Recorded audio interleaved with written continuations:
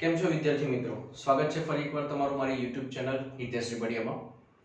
આપણે chapter number 4 જે 12મા ધોરણની અંદર રાસાયણિક ગતિકી કે જેની થિયરી આપણે પૂર્ણ કરી. હવે આપણે જોવા જઈએ છે કે દાખલા કે જેટલા કોઈ બી સૂત્ર જોયા એનો દાખલામાં કઈ રીતે ઉપયોગ કરી શકાય. બરાબર છે? તો આપણે અહીંયા દાખલા બધા કરવાના છે, સ્વ પ્રયત્ન આપેલા હોય એ પણ અને જે સ્વાધ્યાયની અંદર આપેલા છે એ પણ દાખલા બધા જોવાના છે. બરાબર છે? તો અહીંયા દાખલાની રકમો લખીને રાખી છે કે જેનાથી એટલો ટાઈમ આપણે બચે. ચલો સૌથી પહેલા તમારી પાસે દાખલો છે કે R થી P. આ તમને શું દર્શાવે છે? R થી P કોઈ પ્રક્રિયા દર્શાવે છે. R એટલે પ્રક્રિયક, રિએક્ટન્ટ જે આપણે લખાવડાવ્યું હતું અને P એટલે પ્રોડક્ટ, નિપજ. તો પ્રક્રિયકમાંથી નિપજ એવી કોઈ પ્રક્રિયા છે. એના માટે પ્રક્રિયકની સાંદ્રતા 0.3 થી ઘટીને 0.02 મોલર 25 મિનિટમાં થાય છે. સમય પણ આપેલ છે 25 મિનિટમાં થાય છે. તો સમયના એકમ મિનિટ. જો તમારે ગણતરી શેમાં કરવાની છે? મિનિટ અને સેકન્ડ બંનેનો ઉપયોગ કરીને પ્રક્રિયાનો સરેરાશ વેગ ગણો. જો સરેરાશ વેગ ગણવાનો કીધો છે તો સરેરાશ વેગ માટે આપણા પાસે સૂત્ર શું છે? તો પહેલા દાખલાનું સોલ્યુશન યાદ રાખજો. સરેરાશ વેગ બરાબર, જો પ્રક્રિયકની વાત થાય તો શું આવશે? આપણે પ્રક્રિયકની જ વાત કરવાનું છે કારણ કે પ્રક્રિયકની સાંદ્રતામાં ઘટાડો થાય છે. તો એની સાંદ્રતામાં ઘટાડો તો ઋણ, પછી શું આવે? ડેલ્ટા R ના છેદમાં ડેલ્ટા T. આવું સૂત્ર કંઈક આપણે ભણ્યા હતા. આ શું દર્શાવે છે? કે સમયની સાપેક્ષે પ્રક્રિયકની સાંદ્રતામાં થતો ઘટાડો. બરાબર છે? એટલે શું થયો? સરેરાશ વેગ અથવા તો રાસાયણિક પ્રક્રિયાનો વેગ એવું પણ આપણે દર્શાવી શકીએ. તો ઋણ નિશાની એમના એમ, તો આપણી પાસે શું આવશે? ઋણ. ડેલ્ટા R એટલે શું થાય? તો અંતિમ સાંદ્રતા માઈનસ પ્રારંભિક સાંદ્રતા, એટલે આપણે નામ આપી દઈએ R2 R1 ના છેદમાં અંતિમ સમય માઈનસ શરૂઆતનો સમય. તો હંમેશા કેવો હશે? 0, કે જ્યારે પ્રક્રિયા ચાલુ નથી થઈ. તો છેદમાં શું લખી શકો? T 0. હવે અહીંયા એ વસ્તુ જુઓ કે કઈ કઈ વસ્તુ તમને આપેલી છે. તો જો પ્રક્રિયકની સાંદ્રતા 0.03 થી ઘટીને 0.02 થાય છે તો કહી શકો કે તમને R1 ને R2 આપેલા છે. R1 એટલે શરૂઆતની સાંદ્રતા કેટલી? 0.03 મોલર. R2 અંતિમ સાંદ્રતા કેટલી? 0.02 મોલર. અને T સમય કેટલો લાગે છે? તો 25 મિનિટ. 25 મિનિટ આટલો સમય લાગે છે. તો ત્રણે ત્રણ ડેટા આપેલા છે, ત્રણ પદ છે તો અંદર મૂકી દો. તો શું થશે આપણી પાસે? તો દર્શાવી શકો માઈનસ R2 કેટલા છે? 0.02 માઈનસ R1 એટલે 0.03 ના છેદમાં T 0. તો T 0 એટલે કે 25 0. બરાબર છે? તો અહીંયા શું થઈ જશે? ઋણ નિશાની એમના એમ. 0.02 માઈનસ 0.03 તો માઈનસ 0.01 ના છેદમાં 25. માઈનસ માઈનસ પ્લસ તો કેટલા થઈ જશે અહીંયા? 0.01 upon 25. બરાબર છે? તો આનો જવાબ કેટલો આવે છે? અરાઉન્ડ 0.0004 ની અરાઉન્ડ આવે છે. બરાબર છે? તો આને તમારે અંદર આ રીતે લખવું હોય તો પણ લખી શકો કે નહીં? 4 ગુણાકારમાં 10 ની -4 ઘાત. પણ એકમ શું આવશે? સમજજો. ઉપર સાંદ્રતા છે. સાંદ્રતા કયા એકમમાં છે? તો મોલર. તો મોલ પ્રતિ લિટર. તો અહીંયા શું થશે? Mall litre inverse. અને નીચે શું આપેલો છે? સમય. ડેલ્ટા T આપેલો છે એટલે સમય ઇન્વર્સ. પણ સમય શેમાં છે? તો અત્યારે તો મિનિટમાં જ છે. તો અહીંયા શું આવશે? Minute inverse. આ તો મિનિટમાં ગણ્યો આપણે. આ જ વસ્તુ શેમાં ગણવાની છે? સેકન્ડમાં પણ. તો આ મિનિટનો જે જવાબ આવે છે મોલ પ્રતિ લિટર મિનિટ ઇન્વર્સ, તો એને સેકન્ડમાં કન્વર્ટ કરજો. તો સેકન્ડમાં કન્વર્ટ કરવા માટે શું કરશો? તો 4 ગુણાકારમાં 10 ની -4 ઘાત ના છેદમાં 60 કરી દો. આ જે જવાબ આવે છે એમાં આવશે mall litre inverse second inverse. બરાબર છે? તો તમારી પાસે દાખલાનું સોલ્યુશન અહીંયા દર્શાવેલું છે. બરાબર છે?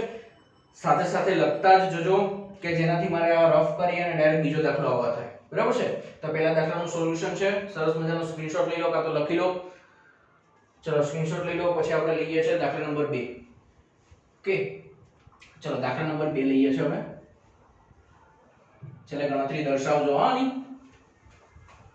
ચલો દાખલા નંબર 2 માં શું દર્શાવેલ છે? તો દાખલા નંબર 2 માં કંઈક આવું છે કે પ્રક્રિયા 2a gives નિપજ આવી પ્રક્રિયા આપેલી છે.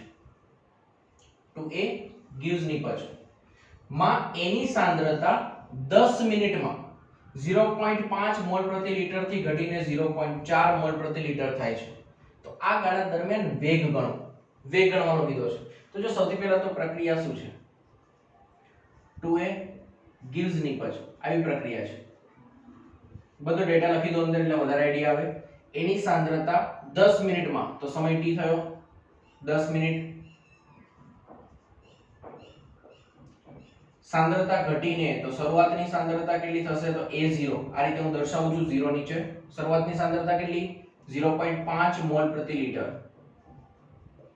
મોલ પ્રતિ લિટર. અને અંતિમ સાંદ્રતા એટલે કે a વડે દર્શાવું તો કેટલી થાય છે? 0.4 મોલ પ્રતિ લિટર. મોલ પ્રતિ લિટર. તો એ થવા માટે શું કીધું છે? વેગ ગણો. તો વેગ ગણવો હોય તો જો અહીંયા તમારી પાસે પહેલા શું હતું? r gives p એટલે કે આપણે ડાયરેક્ટ લખી દીધું -delta r upon delta t. પણ અહીંયા તમારી પાસે પ્રક્રિયકો કેટલા છે? તો જો અહીંયા 2 છે. તો તમે ડાયરેક્ટલી એ રીતે નહીં લખી શકો. જે તમારા મોડ છે એને છેદમાં દર્શાવવા પડશે. આપણે રીત એક શીખ્યા છે અંદર થિયરીમાં. તો અહીંયા શું બનશે? તો વેગ બરાબર શું આવશે? માઈનસ પ્રક્રિયક માટે ગણતરી થાય છે એટલે માઈનસ જે મોલ હોય એને છેદમાં દર્શાવો તો 1/2. પછી શું આવે? તો હવે જે અભિવ્યક્તિ છે same delta a upon delta t. તો -1/2 એમને એમ રહેવા દો. ડેલ્ટા a એટલે શું થાય? તો અંતિમ સાંદ્રતા માઈનસ પ્રારંભિક સાંદ્રતા. તો અંતિમ સાંદ્રતા કેટલી આપેલી છે? 0.4. ડાયરેક્ટ લખું છું માઈનસ પ્રારંભિક સાંદ્રતા 0.5 ના છેદમાં ડેલ્ટા t. તો t કેટલો થશે? અંતિમ સમય 10 મિનિટ માઈનસ શરૂઆતનો સમય 0. તો 10 - 0 એટલે કેટલો આવશે? અહીંયા 10 જ. બરાબર છે. હવે આનું સાદુરૂપ આપી દો. તો -1/2 0.4 - 0.5 એટલે કેટલું આવશે? -0.1 upon 10. જો અહીંયા માઈનસ માઈનસ પ્લસ થઈ જશે તો કેટલું આવશે? પ્લસ 0.1 upon 10 દુ 20. જે કોઈ પણ આનું સાદુરૂપ આવે તમારો જવાબ. એકમ શું આવશે? તો જો મોલ પ્રતિ લિટર તો છે જ સાંદ્રતાનો અને સમય શેમાં છે? મિનિટમાં. તો આગળની જેમ જ મોલ લિટર ઇન્વર્સ અને સમય મિનિટમાં છે તો મિનિટ ઇન્વર્સ. બરાબર છે. આ છેલ્લે તમારી પાસે જવાબ થશે. અહીંયા ઘણા મિત્રોને મેં પૂછેલું અંદર કે વિદ્યાર્થીઓને કે ભાઈ ઋણ નિશાની આપણે શું દર્શાવે છે અહીંયા? બરાબર છે. તો બધાનું એવું કેવું છે કે વેગ ઋણ દર્શાવે છે. નથી. યાદ રાખજો વેગ ક્યારેય ઋણ હોતો નથી. આ ઋણ નિશાની આપણે એટલા માટે દર્શાવીએ છીએ કારણ કે આ જે પદ છે એ ઋણ બને છે અને વેગ ક્યારેય ઋણ હોતો નથી. તો આ ઋણ પદને ધન બનાવવા માટે આપણે માઈનસ વડે પહેલેથી ગુણી દઈએ છીએ. ફરી એકવાર આ ઋણ પદને ધન બનાવવા માટે પહેલેથી જ આપણે કોના વડે ગુણી દઈએ છીએ? ઋણ નિશાની વડે. એટલે આખા પદનો છેલ્લે જવાબ શેમાં થઈ જાય? ધનમાં. તો યાદ રાખો વેગ ક્યારેય ઋણ હોતો નથી એવું દર્શાવી શકીએ. પણ એક વસ્તુ સમજવા લાયક છે. વેગ ઋણ કેમનો ના હોઈ શકે? એક્ઝામ્પલ તરીકે હું એક્ટિવા કે બાઇક કે વોટએવર કોઈ ફોર વ્હીલ કે લઈને જાઉં છું. કોઈ વચ્ચે બમ્પ આવે છે તો હું બ્રેક મારું. બરાબર છે. સ્પીડ શેમાં આપેલી હોય? કિલોમીટર પ્રતિ અવર. તો વેગ થયો ને એક પ્રકારનો. હું બ્રેક મારું તો સ્પીડ ઘટીને ઋણમાં જતી રહે છે? નહીં. એ ઘટીને શૂન્ય થઈ શકે પણ ઋણમાં જશે નહીં. એના માટે જ અહીંયા યાદ રાખવાનું વેગ ક્યારેય ઋણ હોતો નથી. હંમેશા કેવું મૂલ્ય દર્શાવે છે? 0 અથવા તેનાથી વધારે મૂલ્ય જ દર્શાવે છે. તો આ તમારી પાસે બીજા દાખલાનું સોલ્યુશન છે. સરસ મજાનો સ્ક્રીનશોટ લઈ લો. ચલો જલ્દી. પછી આપણે દાખલા નંબર 3 જોઈએ છે. ઓકે. ચલો ત્રીજો દાખલો અંદર ખાસ ધ્યાનથી જુઓ. ત્રીજો દાખલો શું દર્શાવેલ છે? તો ભાઈ ત્રીજા દાખલામાં શું છે જુઓ.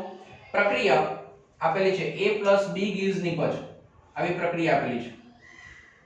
માટે વેગ નિયમ એટલે શું? તો આ રીતે વિકલનિક સ્વરૂપમાં દર્શાવવું. બરાબર છે. આ વેગ નિયમ દર્શાવે છે. તો વેગ નિયમ આપણે અહીંયા લખી દઈએ. ચલો કેટલો આવે છે?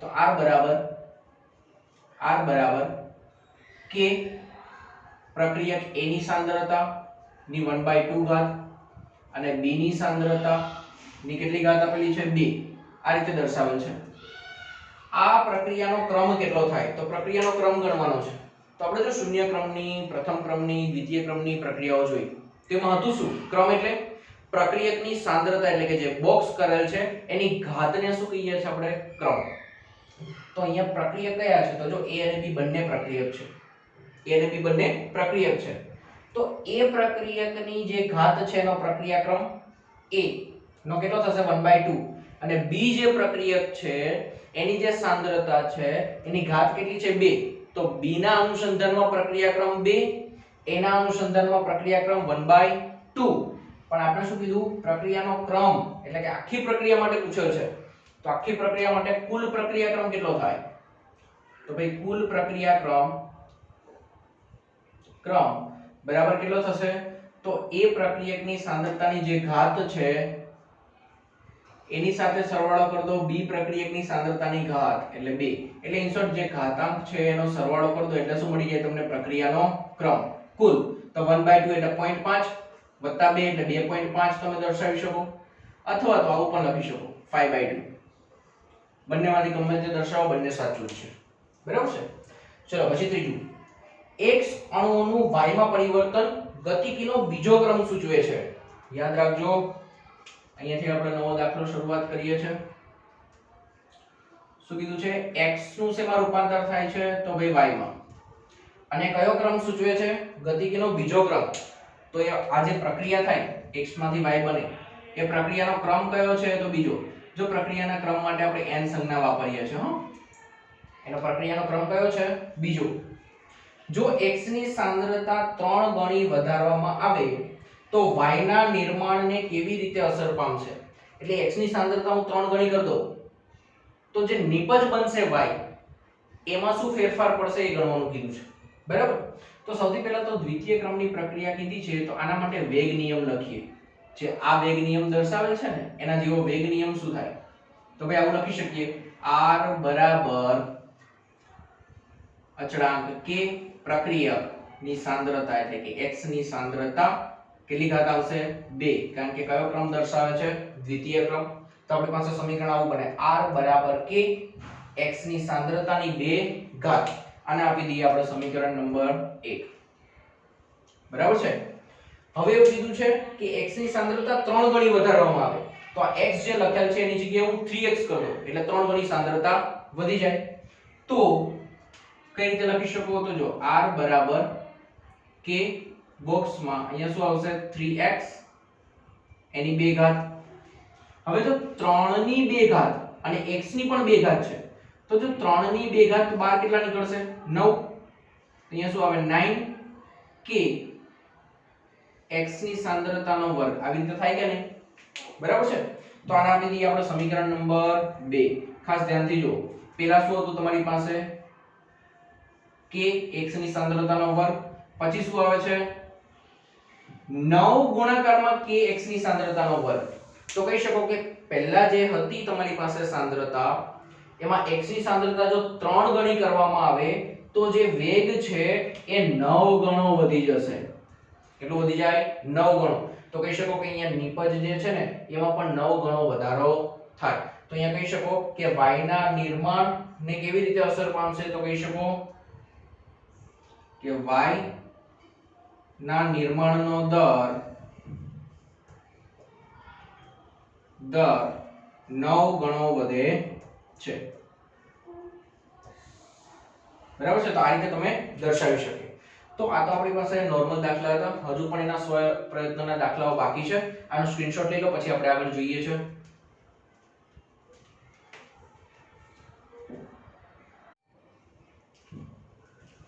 ચલો વિદ્યાર્થી મિત્રો તો આપણે 4 દાખલા જોઈ લીધા હવે આગળનો દાખલો જોઈએ એવું દર્શાવેલું છે કે એક પ્રથમ ક્રમની પ્રક્રિયા જો રકમ વાંચશો એની અંદર જ આઈડિયા આવી જશે શું દર્શાવેલું છે પ્રથમ ક્રમની પ્રક્રિયા તો ક્રમ માટે આપણે શું લખીએ છે તો ભાઈ n સંજ્ઞા દર્શાવીએ છે તો n શું થઈ જાય 1 પ્રક્રિયાનો વેગ અચળાંક તો વેગ અચળાંક એટલે શું થશે k એની કિંમત આપેલી છે 1 1.15 ગુણાકારમાં 10⁻³ સેકન્ડ ઇન્વર્સ. જો બીજી એક વસ્તુ યાદ રાખો, ધારો કે તમને પ્રથમ ક્રમ એવો શબ્દ ના વાપર્યો હોય તો તમને કઈ રીતે આઈડિયા આવશે કે ભાઈ આપેલ રકમ એ પ્રથમ ક્રમ માટેની જ છે અથવા તો ગણતરી પ્રથમ ક્રમના આધારે જ કરવાની છે, એ કેમની ખબર પડશે? તો યાદ રાખો, એક ક્રમ ઉપરથી વેગ અચળાંક k ના એકમ ઉપરથી આઈડિયા આવશે. તો વેગ અચળાંક k નો એકમ જે છે એ એકમના આધારે તમે ક્રમ જાણી શકો. જેમ કે અહીંયા સેકન્ડ ઇન્વર્સ છે એટલે શું થયું? સમય ઇન્વર્સ. બરાબર?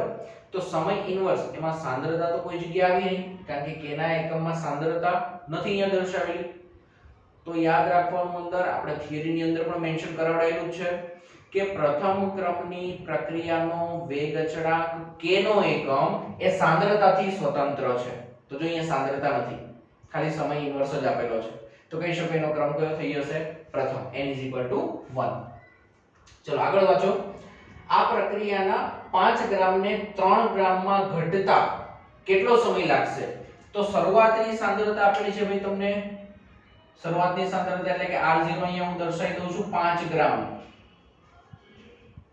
અને એ ઘટીને કેટલી 3 ગ્રામ થવા માટે કેટલો સમય લાગે? તો સમય t બરાબર કેટલો લાગશે ગણતરી કરવાની છે તમારે. બરાબર છે? તો આપણી પાસે અહીંયા પ્રથમ ક્રમની પ્રક્રિયા છે, k આપેલો છે, r0 છે, r છે અને t ગણવાનો છે. તો ચારે ચાર પદ આવી જતા હોય એવું આપણી પાસે સમીકરણ કયું? તો આપણે સમીકરણ તારવેલું જ છે. કયું આવશે? k બરાબર 2.303 t to log r0 r આવું દર્શાવી શકીએ. બરાબર છે? તો હવે આની અંદર બધી કિંમતો દર્શાવો. તો k તમને આપેલો છે, પણ જો સૌથી પહેલા તો t ગણવાનું છે તો t ને કરતા બનાવી દો. તો t બરાબર શું થઈ જશે? 2.303 ના છેદમાં k આવશે. તો k ની કિંમત 1.15 ગુણાકારમાં 10⁻³ ઇન્ટુ log r0 r. તો r0 કેટલા છે? 5 ના છેદમાં r કેટલા છે? 3. આ રીતે દર્શાવી શકાય. હવે એક કામ કરો, સૌથી પહેલા તો આ બંનેનો ભાગાકાર કરી નાખો. ભાગાકાર કરી નાખો એટલે અહીંયા કંઈક જવાબ આવશે. બરાબર છે? એને ગુણાકારમાં શું કરવાનું છે? યાદ રાખજો, log 5 ના છેદમાં 3. તો log નો ભાગાકાર હોય તો શેમાં કન્વર્ટ કરી શકો? log ની બાદબાકી.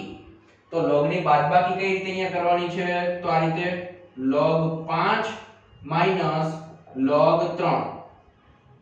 આ રીતે તમે દર્શાવી શકો. તો અહીંયા જે જવાબ આવે એને આ બંનેનો જે તફાવત આવે એના વડે ગુણી દેવાનું છે. પણ હવે log 5 કઈ રીતે શોધશો? તો ટેક્સ્ટબુક ની પાછળ લઘુગુણક આપેલું છે, એમાં 50 નો log જુઓ. 50 નો 0 માં ત્યાં log જુઓ. તો 50 નો 0 માં log જોશો તો કિંમત કેટલી મળશે? 6990 આવી કિંમત મળશે. અને 30 3 નો એટલે શેમાં જોવાનો છે? 30 માં. તો એ 30 માં કિંમત જોશો તો કઈ મળશે? 4771 આવી કિંમત મળશે. બરાબર છે? તો કરવાનું છે શું? બંનેની આગળ 0 પોઈન્ટ કરીને જવાબ લખવાનો છે. 0.6990 અને અહીંયા 0.4771 બંનેની બાદબાકી કરી નાખો. તો 0.6990 માંથી 0.4771 બાદ કરી નાખો. જે જવાબ આવે એને આ બંનેનો જે ભાગાકાર કરીને જવાબ આવ્યો બંને સાથે ગુણી દો. બરાબર છે? તો જે આવશે તમારી પાસે એ સમય થશે, પણ કયા એકમમાં? તો જો અહીંયા સેકન્ડ ઇન્વર્સ આપ્યું છે તો એકમ કયો હોવો જોઈએ? એનો છેલ્લે સેકન્ડ. બરાબર છે? તો આ તમારા પહેલા દાખલાનું સોલ્યુશન છે. અહીંયા ખાસ ધ્યાન રાખજો log શોધવાનો હો. અને જો ઇન કેસ log કે એન્ટીલોગ ના આવડતું હોય તો ઇન્ફોર્મ કરો, તમારા માટે સ્પેશિયલી અલગથી આપણે log અને એન્ટીલોગ નો વિડિયો બનાવી દઈશું. બરાબર છે? ચલો પહેલા દાખલાનો સ્ક્રીનશોટ લઈ લેજો. ચલો પછી બીજો દાખલો જોઈએ છે આપણે. બીજા દાખલામાં જો રકમ જેટલી મોટી છે ને એટલો તમારી પાસે દાખલાનું સોલ્યુશન નહીં આવે. એકદમ નાનો એવો દાખલો છે, એકદમ સિમ્પલ છે, સરળ છે. શું કીધું? SO2 Cl2 ને તેના પ્રારંભિક જથ્થામાંથી વિઘટન થઈને અડધા થવા માટે, યાદ રાખો અડધા થવા માટે કેટલો સમય લાગે છે? તો 60 મિનિટનો સમય. તો પ્રારંભિક જથ્થામાંથી એટલે કે શરૂઆતની સાંદ્રતામાંથી અડધું થવા માટે 60 મિનિટ લાગે છે તો એ શું થયું એનો અર્ધ આયુષ્ય સમય તો અહીંયા થઈ જશે t બરાબર સોરી t1/2 બરાબર 60 મિનિટ બીજું શું કીધું છે જો વિઘટન પ્રથમ ક્રમની પ્રક્રિયા હોય તો n બરાબર શું થઈ જાય 1 પ્રથમ ક્રમની પ્રક્રિયા હોય તો પ્રક્રિયાનો વેગ અચળાંક ગણો વેગ અચળાંક એટલે શું થશે અહીંયા k તો તમારી પાસે પ્રથમ ક્રમ માટે k અને અર્ધાયુષ્ય સમય વચ્ચેનો સંબંધ શું છે તો ભાઈ પ્રથમ ક્રમની પ્રક્રિયાનો અર્ધાયુષ્ય સમયનું સમીકરણ કયું આવશે તો કહી શકો t1/2 બરાબર 0.693 upon k k ને કરતા બનાવી દો k શોધવાનો છે તો k બરાબર 0.693 upon t1/2 તો કિંમત મૂકી દો 0.693 upon t1/2 કેટલું છે 60 ના છેદમાં 60 કરો જે આવે તમારો જવાબ પણ કયા એકમમાં આવશે જો k છે કયો એકમ આવશે અંદર પ્રથમ ક્રમની પ્રક્રિયા છે તો સમય ઇન્વર્સ સમય શેમાં છે મિનિટમાં તો એકમ શું આવશે મિનિટ ઇન્વર્સ બરાબર છે એકદમ સિમ્પલ છે સ્ક્રીનશોટ લઈ લો આગળ છેલ્લા જવાબો લખતા જજો હો ચલો પછી ત્રીજો દાખલો જોઈએ છે ત્રીજા દાખલામાં શું છે રકમ ખાસ ધ્યાનથી જુઓ રકમ કંઈક આવી દર્શાવેલી છે કે રાસાયણિક પ્રક્રિયાનો વેગ નિરપેક્ષ તાપમાન 298 કેલ્વિન માંથી 10 કેલ્વિન વધારતા એટલે તાપમાન જે છે એમાં 10 કેલ્વિન વધારવાનું તો આ પેલા T1 તાપમાન મળે એમાં 10 કેલ્વિન વધારો એટલે T2 તાપમાન મળે તો આપણે અહીંયા ડેટા લખતા જઈએ સાથે સાથે ચલો T1 કેટલું છે 298 કેલ્વિન T2 એટલે કેટલું છે 298 પ્લસ 10 કેલ્વિન વધારો તો કેટલું થઈ જશે 308 કેલ્વિન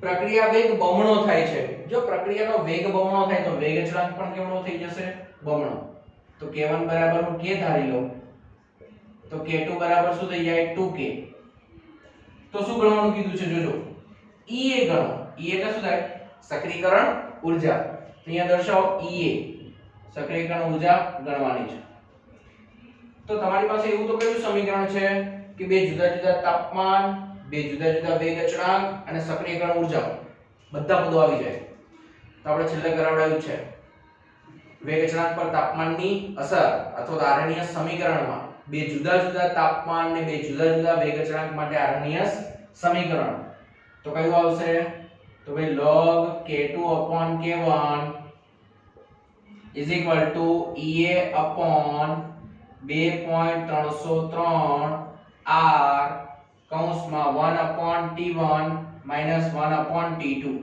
બરાબર છે આવું આવશે તો બધાની કિંમત મૂકી દો ચલો બધાની કિંમત મૂકો તો શું આવશે તો log k2 ની કિંમત કેટલી છે 2k ના છેદમાં k1 એટલે k બરાબર Ea તમારે ગણવાનું છે ના છેદમાં 2.303 r એટલે કેટલા થશે તો વાયુ અચળાંક 8.314 ફિક્સ જ રહેશે કૌંસમાં 1 upon t1 એટલે કેટલું થશે 1 ના છેદમાં 298 માઈનસ 1 ના છેદમાં t2 એટલે 308 બરાબર છે હવે જે પદ અહીંયા જો k કેન્સલ થાય એમ છે તો કેન્સલ કરી દો log 2 તો log 2 ની કિંમત કેવી આવશે તો જેવી રીતે log 5 log 3 એવી રીતે અહીંયા ગણો log 2 તો શેમાં જોવાનો 20 માં 20 માં 0 નો log જો એટલે ખબર પડી જશે ત્યાં કેટલા આવશે 30 10 પછી એમાં 0 પોઈન્ટ કરીને જવાબ લખવાનો એટલે 0.3010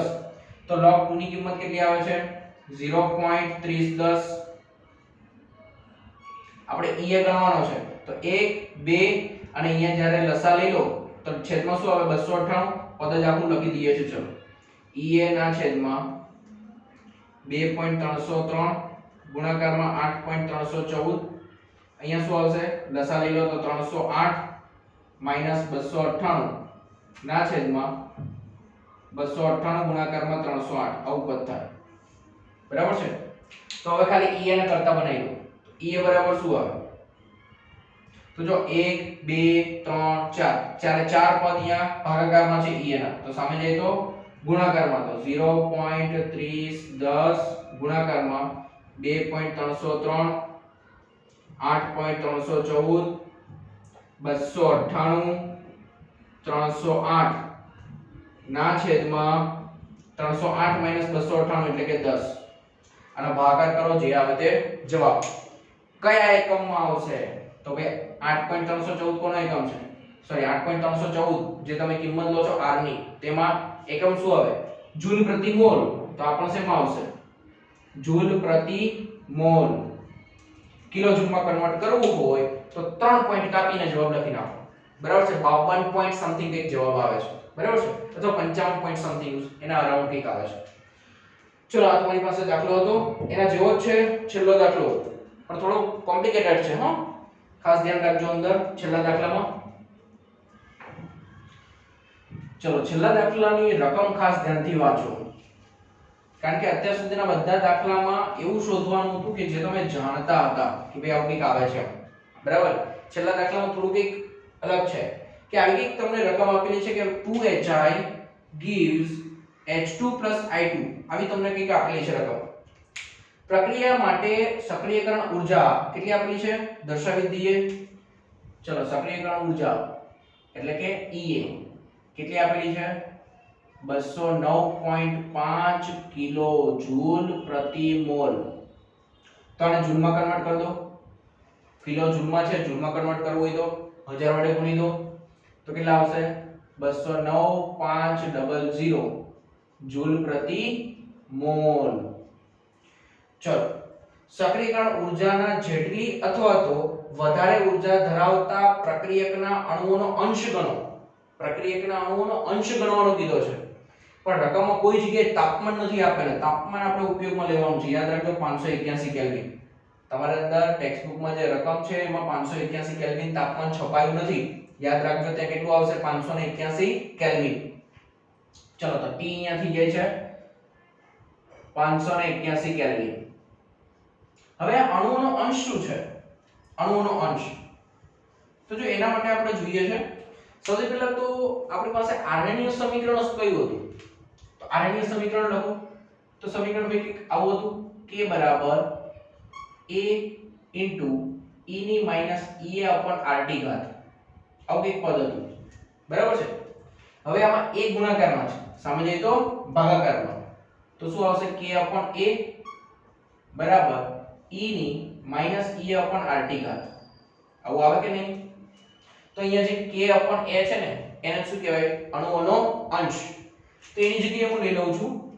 k upon એની જગ્યાએ લઈ લઉં છું ધારો કે x x બરાબર e ની માઈનસ ea upon rt ઘાત અહીંયા શું કર્યું આપણે તો k upon a બરાબર શું લીધું x આ x ને શું કહેવાય અણુઓનો અંશ અથવા તો k અને એના ગુણોત્તરને શું કહેવાય અણુઓનો અંશ હવે આ જે ઘાતાંકમાં પદ છે એને નીચે ઉતારવા માટે બંને બાજુ શું લઈ લઈએ ln તો ln x બરાબર તો આ પદ નીચે ઉતરી જશે minus ea upon rt ln ને log માં કન્વર્ટ કરવા હોય તો 2.303 વડે ગુણો 303 log x બરાબર શું થઈ જાય માઈનસ ea upon rt આવું પદ થાય 2.303 અહીંયા ગુણાકારમાં છે સામે જઈએ તો ભાગાકારમાં તો log x બરાબર શું થઈ જાય માઈનસ ea ના છેદમાં 2.303 rt આવું પદ થાય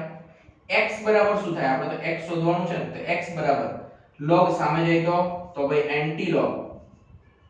એન્ટી log કૌંસમાં માઈનસ ea upon 2.303 rt આવું થાય બરાબર છે હવે જો બધી કિંમતો આપેલી છે ea કેટલું છે તો આપેલું છે 209.500 જૂલ પ્રતિ મોલ 2.303 તો અચળ છે r એટલે કેટલું થાય 8.314 t કેટલું છે તો 581 કેલ્વિન બધી કિંમત મૂકો તો અહીંયા x ની કિંમત કેટલી આવશે તો x બરાબર એન્ટી log માં અહીંયા કે કિંમત કેવી આવશે જે કોઈ પણ કિંમત છે ઋણમાં આવશે બરાબર છે તો ઋણમાં કેટલી કિંમત આવે છે યાદ રાખજો -18.8323 આવી કિંમત આવે છે જ્યારે બધી કિંમત મૂકશો ત્યારે ગુણાકાર ભાગાકાર કરો તો કિંમત કેવી આવશે -18.8323 પણ ઋણ સંખ્યાનો એન્ટીલોગ કઈ રીતે શોધશો?